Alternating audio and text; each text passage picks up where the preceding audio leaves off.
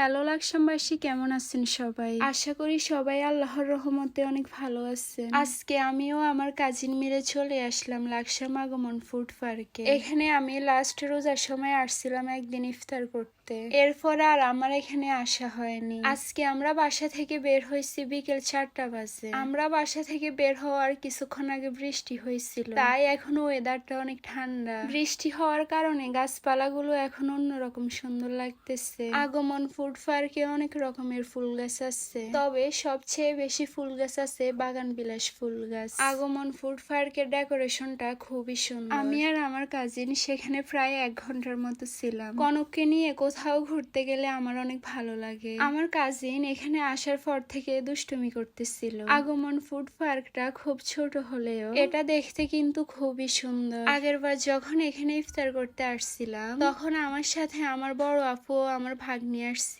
এখানে আসার পর থেকে কনক পড়ে আসছে ফুল গাছ নিয়ে। ও মাটিতে পড়া বাগান বিলাস ফুলগুলো কুড়িয়ে নিচ্ছিল। বৃষ্টি হওয়াতে বাগান বিলাস ফুল গাছগুলো যেন আরো বেশি সুন্দর হয়ে উঠছে। আগেরবার যখন আমি এখানে আসছিলাম তখন এখানে খুব সুন্দর সুন্দর গোলাপ ফুল গাছ দেখছিলাম। এখানের একজন ওয়েটার ভাইয়াকে বলে আমি একটা ফুল নিয়ে গেছিলাম। তখন আগমন ফুড পার্কের ভেতরের পরিবেশটা যেমন সুন্দর, বাহিরের পরিবেশটাও তার চেয়েও বেশি সুন্দর। খোলামেলা একটা রাস্তা, ট্রেন রাস্তার পাশে, তাই আরো বেশি ভালো লাগে। এখানে ডেকোরেশনটা খুবই সুন্দর। আগমন ফুড পার্কের সামনে যে ট্রেন রাস্তাটা রয়েছে সেখানে একটু পর পর একটা ট্রেন যায়। এখানে আসলে খুব সামনে থেকে ট্রেন যাওয়ার দৃশ্য উপভোগ করা যায়। আগমন ফুড পার্কে সুন্দর সুন্দর ফুল গাছের পাশাপাশি রয়েছে বাচ্চাদের জন্য বিভিন্ন ধরনের খেলনা। এখানে আসলে বাচ্চারা তাদের মন মতো খেলাধুলা করতে পারে। কনকও সেখানে বাচ্চাদের সাথে অনেকক্ষণ খেলাধুলা করলো। এরপর আমরা দোলনায় বসে একটু দোল খেলাম।